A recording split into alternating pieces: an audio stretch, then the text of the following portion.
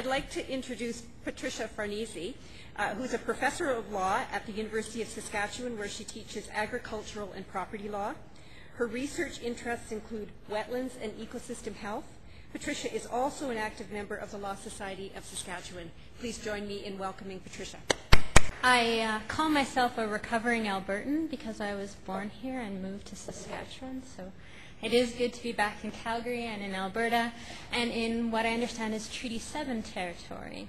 I can't comment on everything because I have 10 minutes, so I'm going to focus on the ones that just really jumped out on me. I am going to focus a little bit on recommendation number 1, not to say what I think the definition should be, but to reaffirm the call for the development of a common stewardship definition. I heard a number of people say that they don't think that maybe is as necessary, that there's enough agreement about what stewardship is that we can move forward. And I have to say I disagree. If we really want substantial and meaningful stewardship in Canada, we need a common definition. Without it, no activity is off limits.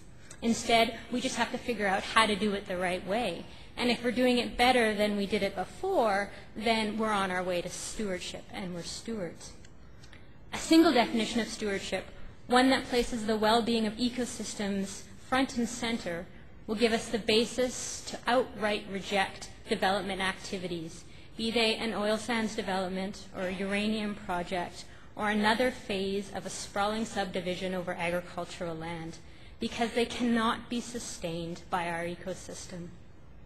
Without this common definition of stewardship, we keep getting sidetracked and perhaps misled and manipulated by what has proven to be the destructive mantra of economics, environment, and social well-being have to move ahead in tandem.